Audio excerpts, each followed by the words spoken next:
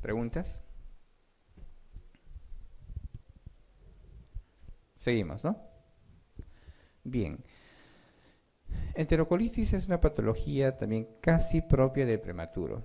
O sea, no solo se da en los prematuros, también vamos a encontrar enterocolitis en los recién nacidos a términos, ¿ya? Pero se incrementa la incidencia cuanto menor es la edad gestacional y menor es el peso del producto. Entonces es una enfermedad inflamatoria aguda, eso es importante, del tracto gastrointestinal neonato. Y la extensión puede ser variable. Pueden tener sus compromisos de la pared, puede haber ulceración y luego termina en una necrosis.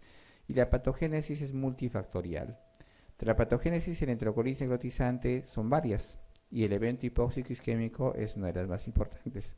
Por eso que hablamos de la redistribución de flujo, por eso hablamos de la disminución de flujo hacia la zona esplácnica, y si hay disminución de flujo, inicialmente va a haber hipoxia y luego isquemia de la zona, ¿no?, intestinal. Entonces, además del evento hipóxico isquémico que produce, ¿no?, que es un efecto importante, las infecciones también son otras, y también la presencia de una osmolaridad incrementada en la nutrición enteral. Y además de todo esto, la propia prematurez. La inmadurez propia del prematuro incrementa el riesgo de enterocolitis necrotizante. Entonces, esta es una emergencia gastrointestinal. Es la principal emergencia en la unidad de cuidados intensivos neonatales. Entonces, el bebé que está de lo más tranquilo en la unidad neonatal, o el prematuro que está de lo más tranquilo, conectado a su ventilador, rápidamente puede hacer enterocolitis, y esta es una emergencia donde ustedes deben actuar, ¿no?, rápidamente. La epidemiología, como ustedes pueden ver, 1 a 5 por 1000 recién nacidos vivos, y obviamente el factor de riesgo es la prematurez. En casi el 90% o el casi 90% de los pacientes que presentan membrana hialina son prematuros. La incidencia, la severidad, las complicaciones y la mortalidad va en relación inversa con la edad gestacional. Se incrementa más, ¿no?, cuanto menor edad gestacional y menor peso tiene el producto. El 90% de los bebés que hacen enterocolitis necrotizante han recibido nutrición enteral en algún momento. Entonces han recibido de repente nutrición mínima, o sea, los prematuros empezamos nutrición mínima, y también es causa importante para el inicio de la enterocolitis. La mortalidad, como pueden ver ustedes, es bastante alta.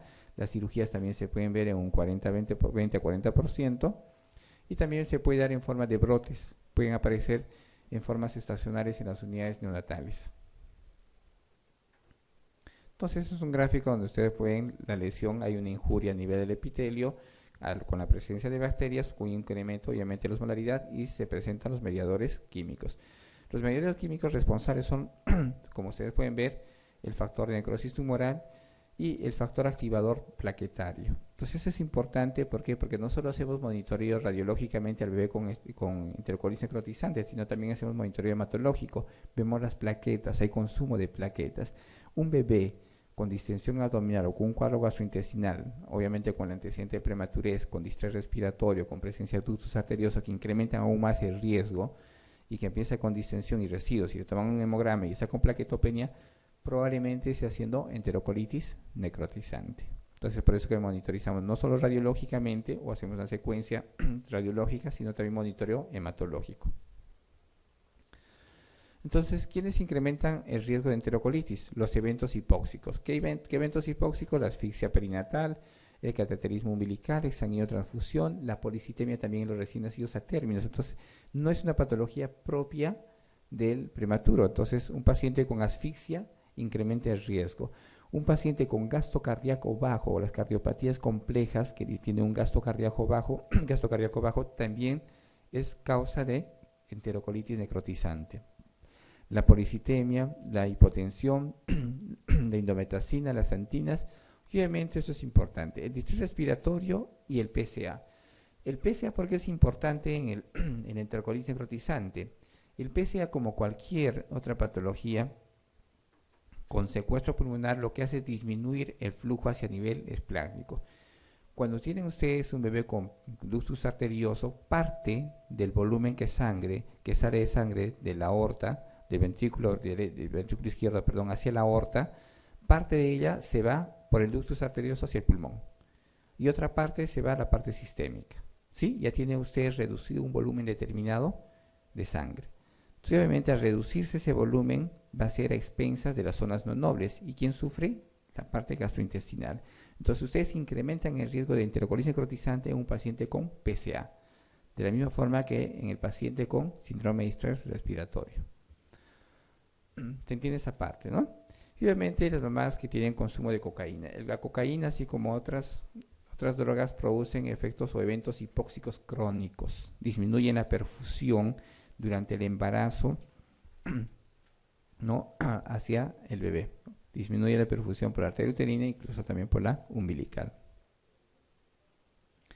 Que hay un evento hipóxico intestinal que sea una causa-efecto, y obviamente esto produce isquemia con lesión, ¿no? inflamatoria y luego necrosis. Que se produce hipoxia, hay una redistribución sanguínea, como hemos mencionado, eso produce acidemia, hay resistencias vasculares, como cualquier evento. Hay acidosis metabólica y se incrementa la resistencia vascular, y al incrementarse la resistencia vascular se produce isquemia de la zona de lesión. Entonces produce isquemia, hay presencias radicales. La lesión no solo es directa por isquemia, sino también por radicales libres, superóxidos, que producen lesión directa de la célula de la mucosa intestinal.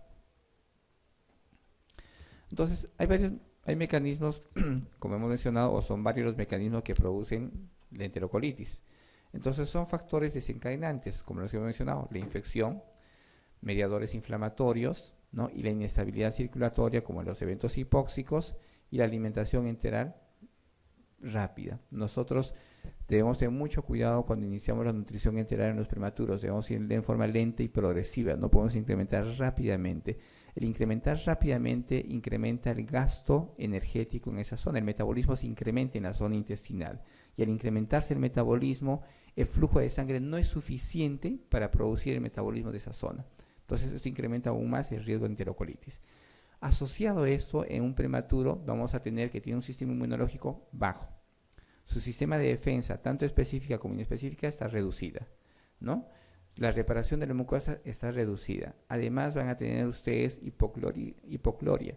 Van a tener disminución del ácido clorhídrico a nivel gastrointestinal o a nivel del estómago en los prematuros, y eso incrementa el riesgo de infecciones.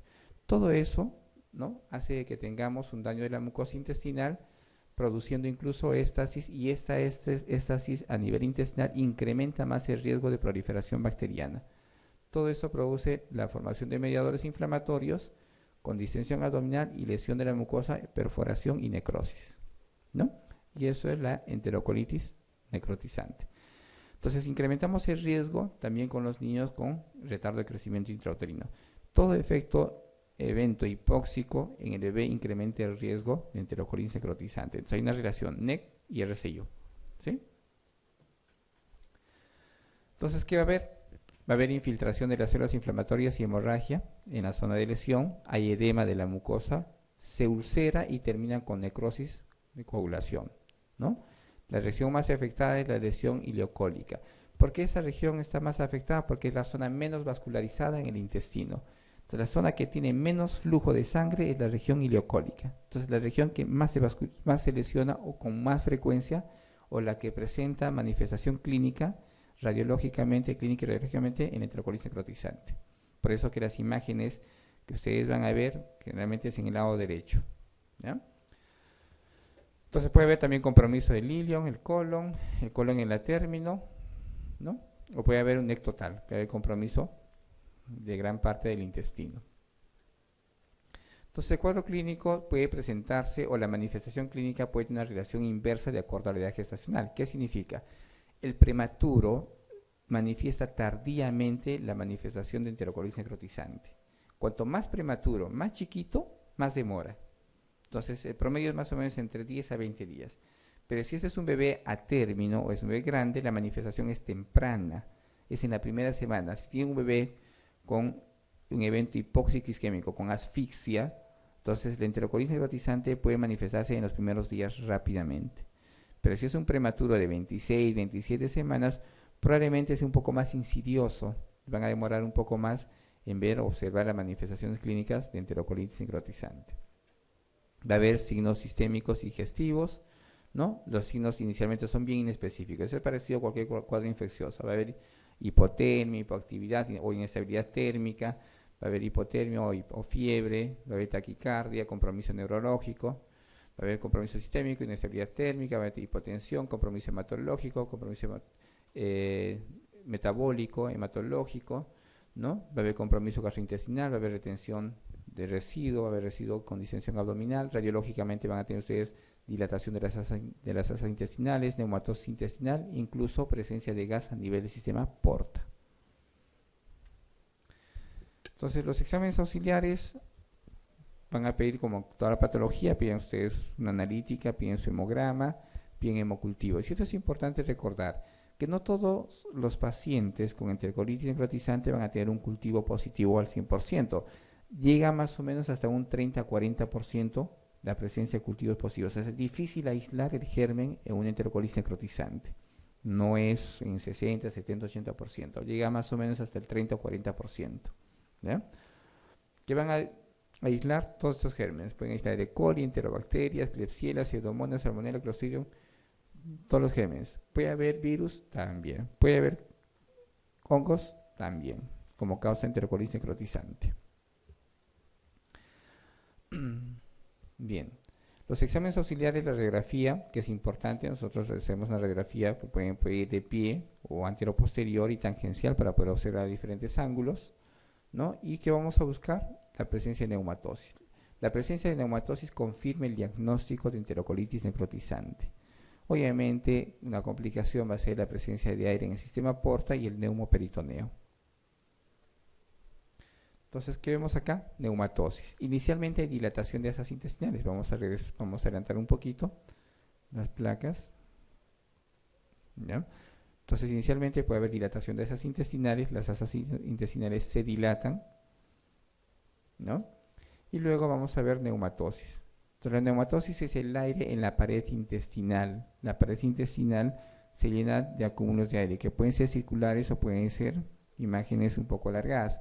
Entonces, ustedes ven la pared intestinal que está acá, van a ver zonas, en zonas de radioopacidad van a ver zonas radiolúcidas, que es el aire. ¿Ya? Entonces, parece que esta gráfica acá. Entonces, ven ustedes unas zonas de radioopacidad y ven unas burbujas de aire. Entonces, ven burbujas de aire. Entonces, esto es la neumatosis. Con neumatosis ustedes hacen o confirman el diagnóstico de enterocolitis. El Doppler también es un examen bastante sensible, y quizás más sensible que la radiografía para hacer diagnóstico de enterocolitis necrotizante. Los criterios de Bell, que ustedes ya saben, ya conocen, hacen clasificaciones de acuerdo a grados, el grado 1, grado 2, hasta el grado 3B. En el grado 1 hay inestabilidad térmica, puede haber bradicardia, hay compromiso gastrointestinal, puede haber solo distensión abdominal, y la radiografía pueden ustedes ver dilatación de asas intestinales o puede ser una radiografía normal, ¿ya? En el grado 1B tienen los mismos síntomas, ¿no? Puede haber un poco de distensión abdominal y la placa puede ser similar. En el 2A ya ven ustedes la presencia de neumatosis, que confirma el diagnóstico. Entonces, el diagnóstico se confirma en el grado 2A, ¿no? Entonces hay compromisos un poco más sistémicos, va a haber compromiso también a nivel gastrointestinal, va a haber distensión abdominal, va a haber residuo, la presencia incluso de sangre en heces. En el grado 3, en el 2B, perdón, no solo va a haber neumatosis, también puede haber presencia de ascitis, ¿ya?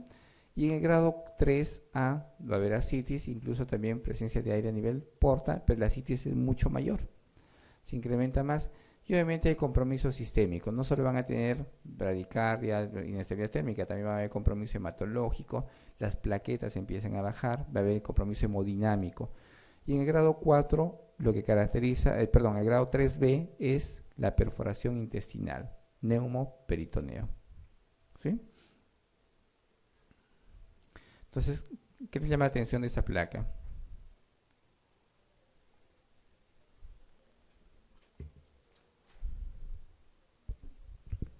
¿Qué será? Ascitis. ¿Qué más? A ver, una opinión sobre la plaquita.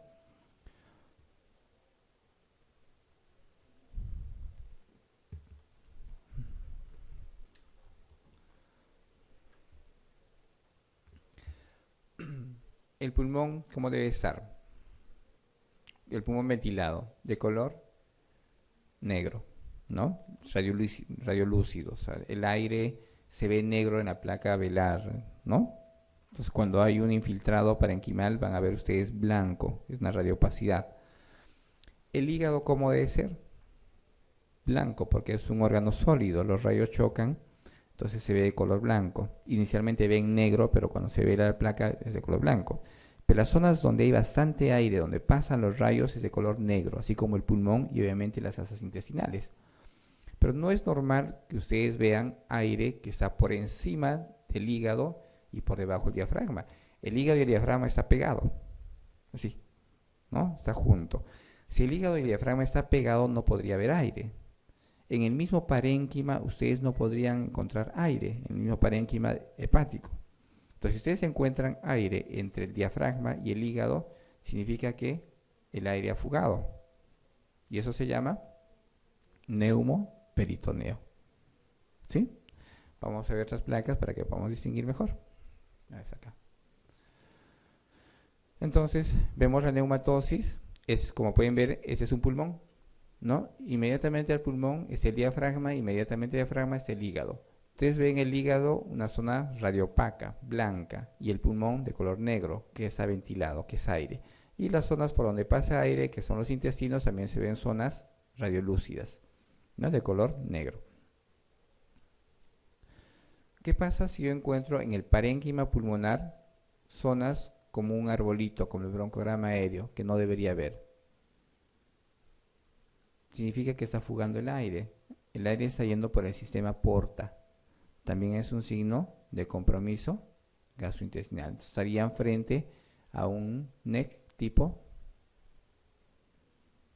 2B, ¿no? Casi 3A, ¿no? Presencia de aire en el sistema porta. Entonces ustedes ven acá con detalle, ven acá como el broncograma aéreo. O sea, eso no puede haber en un parénquima hepático. Si ustedes revisan las radiografías, no hay imágenes radiolúcidas en el parénquima hepático. Entonces no puede haber. Si ustedes ven con detalle, ven con detalle acá hay imágenes negras, que son más evidentes acá.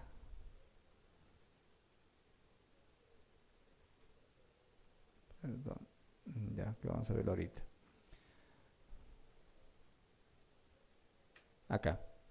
Es más evidente acá. Entonces es el hígado y ven ustedes unas zonas, ¿no? Radiolúcidas, y eso es el aire en el sistema porta.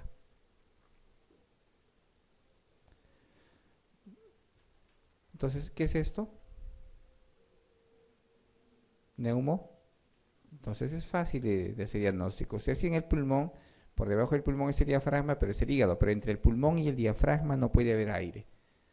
¿Ya? Entonces esto es neumoperitoneo. Ya ven acá, y ven una radiografía tangencial, ¿no? Donde ven por encima del diafragma, perdón, por debajo del diafragma la presencia de aire. ¿Fácil? ¿Sí? ¿Qué será esto? Esa es una imagen contrastada, ¿ya? Entonces, este es un bebé de más o menos 5 meses, donde empieza con historia de posiciones sólidas inicialmente, tiene historia de estreñimiento crónico, ¿ya? Y con distensión abdominal. Y se le hace un contrastado, y lo que ven que el contraste pasa, que este es el recto, perdón, este es el recto, y el contraste se introduce por el recto y va subiendo, ¿no? Y se corta acá, y empieza a pasar, y luego sube. ¿Qué será? Una estenosis colónica. Entonces, una zona estenótica, pues ustedes han introducido el contraste, luego fue avanzando el contraste, se encontró con una zona bastante reducida, pasó a la zona reducida y se encontró con una zona bien dilatada, ¿no? Esa es una estenosis. Esta es una complicación frecuente en los bebés con enterocolitis necrotizante, ¿ya? La estenosis colónica.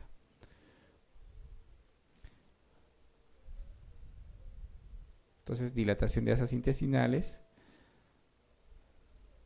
la estenosis colónica, el manejo del paciente con enterocolitis necrotizante, obviamente es de cuidado, soporte, el soporte hemodinámico, antibióticos sin necesidad, y si es que el paciente empieza a tener signos de perforación intestinal, el tratamiento es quirúrgico, ¿ya? Entonces, en el neumoperitoneo el tratamiento es quirúrgico.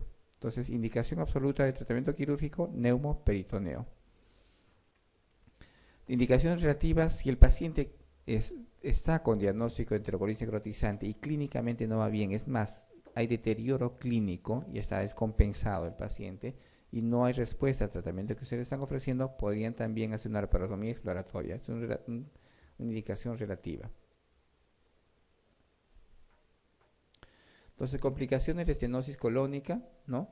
Otra complicación es el intestino corto. Nosotros hacemos, o los cirujanos lo que hacen es quitar el segmento necrótico en enterocolitis necrotizante y algunas veces queda como intestino corto, ¿no? La recurrencia de la enterocolitis, puede haber complicaciones como infección. El bebé que está con enterocolitis necrotizante está mucho tiempo en ayunas, en NPO y con nutrición parenteral. Todavía invasiva, incrementa el riesgo de infección. Puede haber falla hepática por la propia infección, por la propia patología de fondo y también puede estar asociado a la nutrición parenteral. Infecciones en la misma herida operatoria, puede haber estenosis o prolapso del estómago, puede haber erosión en la piel circundante, puede haber fístulas enterocutáneas y también complicaciones como bridas que pueden ser causa de una segunda intervención y que ser causa de obstrucción intestinal o sufoclusión intestinal. Entonces, como mencionamos, el corticoide también tiene mucho que ver en la disminución de la incidencia de enterocolitis necrotizante. ¿Qué hace? Favorece la maduración intestinal, incrementa la actividad de las enzimas digestivas, incrementa la absorción intestinal e induce la maduración de las microvellosidades intestinales. Entonces, no solo tiene efecto el corticoide sobre el pulmón o tiene efecto sobre el cerebro, sino también a nivel gastrointestinal. Entonces, ¿qué le damos? Antibióticos, administramos antibióticos si hay necesidad. Y si confirmamos el diagnóstico, el tratamiento va a ser medicamento para anaerobios. ¿Qué utilizamos? Metronidazol o clindamicina. ¿Ya? ¿Preguntas?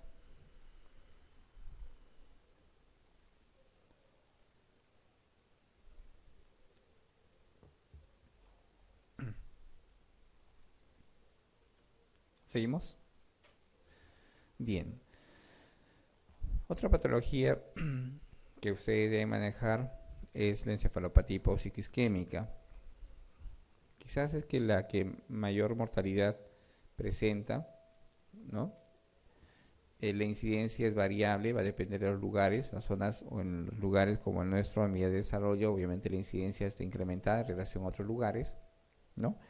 Y esa patología básicamente es un estado neuroconductual anormal, cuyo mecanismo patogénico predominantemente es el cambio de flujo, la disminución de flujo hacia el cerebro, ¿no? Y obviamente va a tener manifestación neurológica por esas alteraciones. Y generalmente sea desde el primer momento o incluso antes del nacimiento. Entonces, la asfixia no solo va a ser en el momento del nacimiento o después del nacimiento, incluso puede ser antes del nacimiento, ¿ya? Entonces, ¿cómo hacemos diagnóstico de asfixia? Con un pH de cordón. Y para eso obviamente vamos a tener manifestación clínica y efectos de centinela en la madre o eventos de centinela en la madre. Los eventos de centinela en la madre es toda patología que de alguna manera lleve a un evento hipóxico agudo al recién nacido. ¿Qué patologías? Vamos a ver más adelante. Todo lo que ustedes conocen, hemorragias del tercer trimestre, infecciones, ¿no? Fiebre en la mamá o corionitis, ¿no? Todas las patologías que puedan llevar a un evento agudo en la mamá. Entonces, ¿cómo hacemos diagnóstico? Con un pH. El pH de cordón umbilical debe ser menor a 7 o con un exceso de base mayor a 10. Y el Apgar debe ser a los 5 minutos entre 0 y 3. Y que no solo eso manifieste, cuya manifestación neurológica sea encefalopatía. Si el bebé nace deprimido y el bebé inmediatamente presenta compromiso neurológico, presenta encefalopatía, está hipotónico, está flácido y además de eso hay compromiso sistémico, y con una gasometría antes de la primera hora en el que donde encuentran ustedes un pH menor a 7 y un exceso de base mayor a 10, probablemente el bebé tenga un evento hipóxico isquémico o tenga asfixia. ¿Ya? Entonces, la depresión, como mencionábamos en la clase anterior, no es sinónimo de asfixia. Todo bebé que nace con depresión no significa que tenga asfixia, ¿sí? Los bebés pueden nacer deprimidos por muchísimas causas y en nuestro medio la causa principal es infección.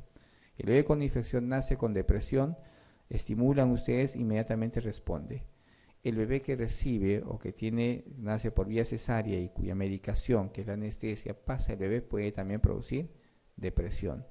Los bebés que tienen compromisos neurológicos, compromisos respiratorios o metabólicos, transitorios o permanentes, también pueden producir depresión. Entonces, cualquier cosa produce depresión en el recién nacido.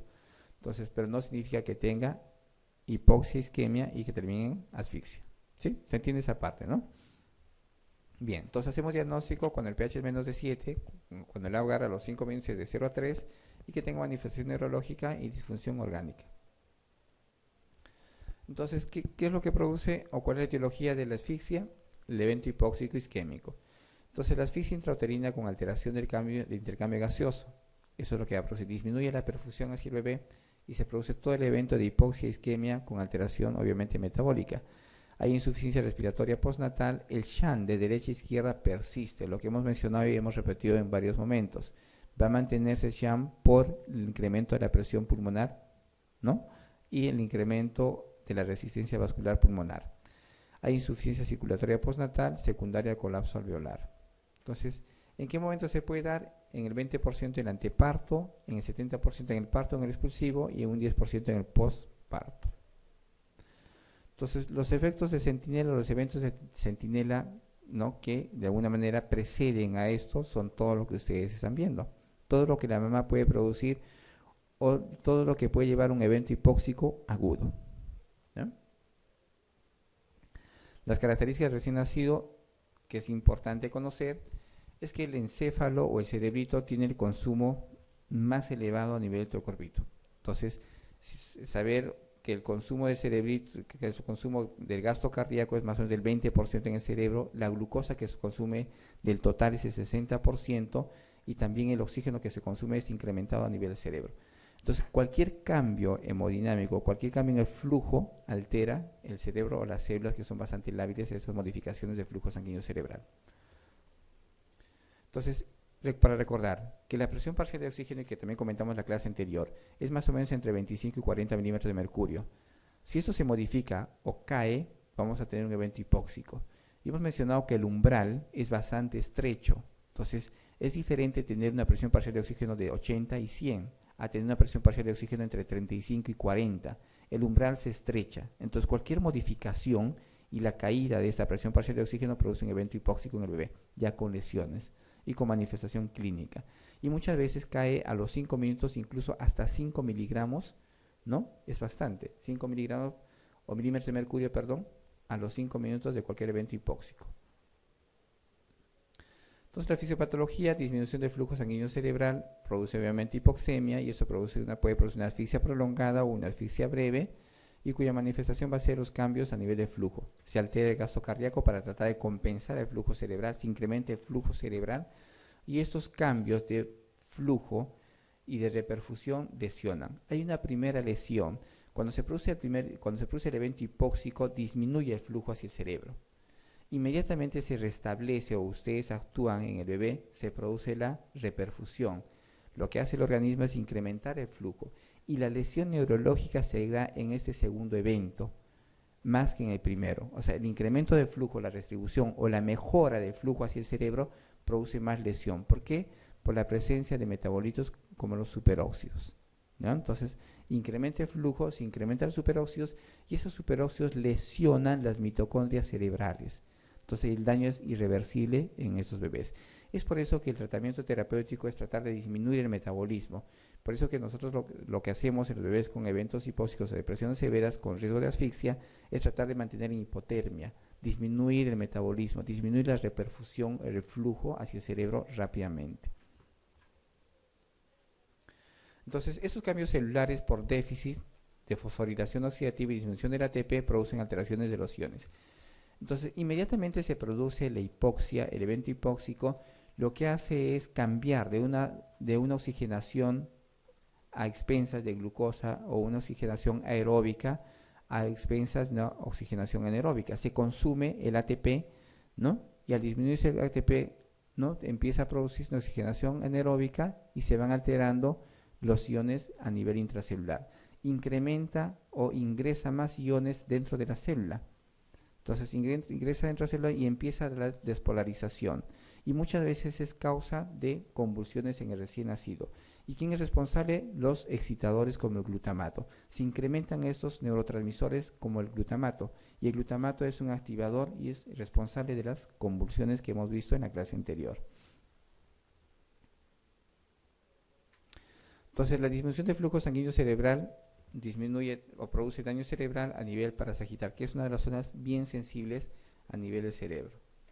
Es básicamente lo mismo, ¿no? También hay compromiso no solo de la parte de la corteza, también la sustancia blanca se lesiona y la zona periventricular. La manifestación va a ser distinta, dependiendo de la severidad. Van a tener ustedes, de acuerdo a Sarnat y Sarnat, van a tener la manifestación clínica. Puede ser leve, moderada y severa. Y la manifestación leve van a tener ustedes un bebé que tiene poca o casi nada de manifestación neurológica y rápidamente responde en las primeras 24 o 48 horas. En el compromiso neurológico moderado van a tener poca respuesta, incluso el bebé empieza a deteriorarse, y en el compromiso 3, en el Sarnat 3, la manifestación neurológica es severa, llegando a coma, ¿ya? Y el pronóstico obviamente va a depender de la severidad. En la manifestación leve o en el Sarnat 1 van a tener ustedes un pronóstico bueno, o sea, casi o poca manifestación neurológica va a tener recién nacido. Pero en el Sarnat 3, si el paciente sobrevive, entonces las secuelas son en el 100%. Eso es importante. Entonces, compromiso neurológico y compromiso sistémico. Entonces, asfixia no solo significa compromiso neurológico, sino también compromiso sistémico. Va a haber compromiso renal, va a haber compromiso hematológico, pulmonar, gastrointestinal. Entonces, el tratamiento obviamente es, ¿no?, mantener una adecuada ventilación, evitar o revertir todo esto, mantener una perfusión adecuada al cerebro, mantener una presión arterial adecuada para evitar los cambios de flujo cerebral. Si se dan las convulsiones, manejar las convulsiones. Si hay control, si hay edema, manejar el edema cerebral. Y si hay la necesidad de dar apoyo ventilatorio, sea apoyo ventilatorio. Entonces, hay que tener mucho cuidado. Como mencionamos, la hiperoxia o llevar a un estado de hiperoxia tampoco es bueno. El oxígeno es malo en algunas situaciones. El oxígeno lo que hace es disminuir el flujo cerebral, el flujo sanguíneo cerebral, y eso produce incremento de lesiones por radicales libres. Si llevo más oxígeno, va a haber más radicales libres, va a haber más óxido nítrico y más componentes como superóxidos que producen lesión directa de la célula, ingresan y lesionan la misma mitocondria, ¿ya? Niveles de CO2 incrementado. ¿Qué hace la hipercapnia? La hipercapnia es un vasodilatador de la arteria cerebral, de las arterias cerebrales. Produce vasodilatación de las arterias cerebrales. Incrementa el flujo cerebral y también lesiona por la presencia de radicales libres, ¿no? La hipocapnia tiene un efecto contrario. Produce vasoconstricción de la arteria cerebral. Entonces, con que ustedes recuerden qué hace el PCO2 a nivel del cerebro y qué hace el PCO2 a nivel del pulmón, es importante. A nivel del pulmón produce el PCO2 vasoconstricción y a nivel del cerebro vasodilatación, ¿sí? A nivel del pulmón la hipoxia, la disminución parcial de oxígeno, produce vasoconstricción, pero tiene poco o escasa manifestación a nivel del sistema nervioso central, los vasos centrales. No tiene mucha modificación en los vasos cerebrales la presión parcial de oxígeno, pero sí de alguna manera la presencia de superóxidos puede producir lesión directa.